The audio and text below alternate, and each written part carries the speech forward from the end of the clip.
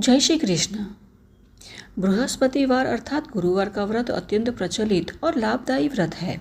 इस व्रत को करने से जीवन की कई समस्याएं दूर हो जाती है तथा लोग अपनी परंपरा के अनुसार इस दिन भगवान बृहस्पति या भगवान श्री हरि विष्णु की पूजा करते हैं। कुछ लोग तो इस दिन श्री सत्यनारायण की कथा भी करते हैं। खासकर यह व्रत स्त्रियों के लिए बहुत शुभ माना गया है। अब जिस भी गुरुवार को अनुराधा नक्षत्र हो उस दिन से यह व्रत शुरू करना चाहिए। इस व्रत में पीले रंग की चीज़ों का उपयोग विशेष रूप से शुभ माना जाता है और जो लोग व्रत नहीं कर सकते हैं वे इस दिन गाय को हल्दी और चने की दाल मिले आटे की रोटी खिला सकते हैं। इस एक उपाय से भी व्यक्ति को शुभ फलों की प्राप्ति होती है। भगवान बृहस्पति की आराधना करने से विवाह में आ रही बाधाओं का अंत होता है तथा सामाजिक मान सम्मान में वृद्धि होती है। देवगुरु बृहस्पति अपने भक्तों को ज्ञान विज्ञान पद प्रतिष्ठा तथा यश कीर्ति प्रदान करते हैं तथा कुंडली में बृहस्पति संबंधित दोषों के शमन हेतु भी यह व्रत लाभकारी सिद्ध होता है। इस व्रत का पालन करने हेतु इस दिन एक बार भोजन करना चाहिए और हो सके तो फलाहार में पीले रंग के फल खाने चाहिए तथा नमक का सेवन नहीं करना चाहिए। इस दिन केले के वृक्ष, मूल, फल आदि का पूजन भी किया जाता है जिससे शुभ फलों की प्राप्ति होती है। तो आइए आज के गुरुवार के दिन भगवान श्री हरि विष्णु की आराधना कर उनकी कृपा प्राप्त करने के लिए गुरुवार व्रत कथा का श्रवण करते हैं। तो कथा सुनने के लिए अंत तक हमारे साथ जुड़े रहना और कथा अच्छी लगे तो लाइक, शेयर और ऐसी ही वैदिक और प्रमाणभूत कथाओं का श्रवण करने हेतु इस चैनल को सब्सक्राइब भी कर लीजिएगा। तो आइए आज की गुरुवार व्रत कथा का आरंभ करते हैं। एक गांव में एक धनिक साहूकार रहता था। उसके घर में धन दौलत की कोई कमी नहीं थी, किंतु उसकी पत्नी बहुत कंजूस थी। वह कभी दान पुण्य नहीं करती थी। इतना ही नहीं, वह अपने द्वार पर आए हुए भिक्षुकों को भी खाली हाथ भगा देती थी। अब एक समय की बात है, बृहस्पतिवार के दिन एक वृद्ध साधु उस सेठानी के द्वार पर भिक्षा मांगने के लिए आया। तब उन साधु महाराज ने तीव्र स्वर में भिक्षाम देहि की पुकार लगाई।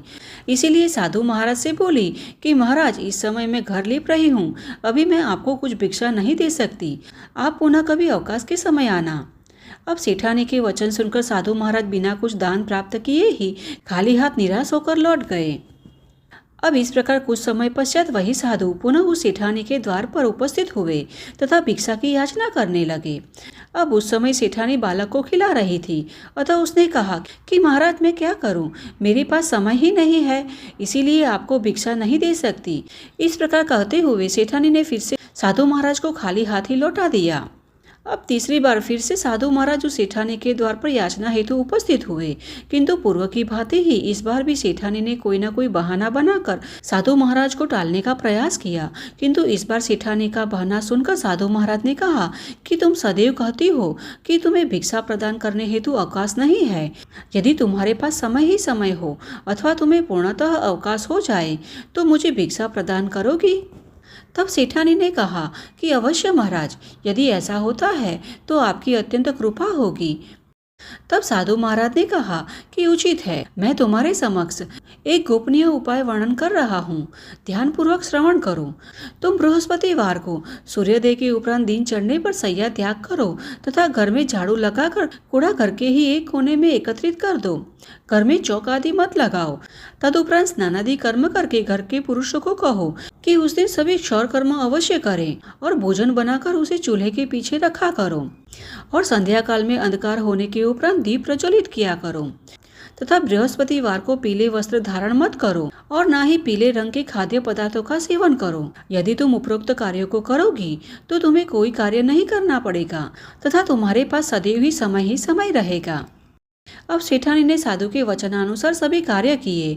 वह बृहस्पतिवार को दिन चढ़ने तक सहन करती रही। झाड़ू लगाकर कूड़े को घर के कोने में ही एकत्रित करने लगी और उसके कहे अनुसार घर के पुरुषों ने बृहस्पतिवार के दिन क्षौर कर्म अर्थात पुरुषों ने बाल दाढ़ी करवाया तथा भोजन बनाकर चूल्हे के पीछे रख दिया।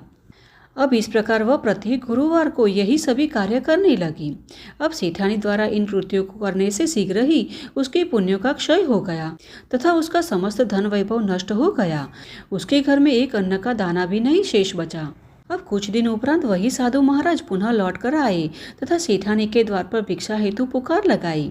अब इस बार सेठानी ने द्रवित होते हुए कहा कि महाराज, मेरे घर में एक अन्न का दाना भी शेष नहीं बचा है, मैं आपको क्या दान दे सकती हूँ, मैं तो स्वयं ही भिक्षुक बन गई हूँ। अब उस स्त्री की करुण व्यथा सुनकर साधु महाराज ने कहा कि जिस समय तुम्हारे अन्न के भंडार भरे हुए थे, तुम्हारा कुटुंब धन धान्य से संपन्न था, तब समय के अभाव में तुम कुछ भी दान नहीं करती थी। अब तो तुम्हें पूर्णतः अवकाश ही है। इसके पश्चात भी तुम कुछ दान धर्म नहीं कर रही हो। अंततः तुम्हारी इच्छा क्या है? अब साधु महाराज के व्यंग बाणों से अपनी तुष्टि का अनुभव करते हुए सेठानी ने कहा कि महाराज, कोई ऐसा उपाय बताने की कृपा करें जिससे मेरा घर पूर्व की भांति धन धान्य से संपन्न हो जाए। मैं यह प्रतिज्ञा करती हूँ कि आप जैसा कहेंगे मैं वैसा ही करूँगी। अब सेठानी की विनती पर दया करते हुए साधु महाराज ने कहा कि गुरुवार के दिन प्रातःकाल शीघ्र उठकर स्नानादि दैनिक कर्मों से निवृत्त होकर गौ के गोबर से घर को लीपना तथा घर के पुरुषों को कहना कि बृहस्पति के दिन क्षौर कर्म अर्थात दाढ़ी बाल न कराए और भूखों को अन्न जल आदि का दान करना और ठीक सायंकाल के समय दीप प्रज्वलित करना। यदि तुम उपरोक्त कार्यों को नियम पूर्वक करोगी तो भगवान बृहस्पति की कृपा से तुम्हारे सभी मनोरथ अवश्य सिद्ध होंगे। अब साधु महाराज के कथनानुसार सेठानी सभी कार्यों को निष्ठापूर्वक करने लगी और उन नियमों के पालन से उसके घर में पूर्व की भांति ही धन धान्य आदि का भंडार हो गया। भगवान बृहस्पति की कृपा से दीर्घकाल तक अनेक प्रकार के सुख भोगने के उपरांत वह सदगति को प्राप्त हुई। तो इस प्रकार जो भी बृहस्पतिवार का व्रत एवं पूजन करता है तथा बृहस्पति व्रत कथा का श्रवण करता है, उसकी समस्त मनोकामनाएं बृहस्पति देव की कृपा से पूर्ण होती है।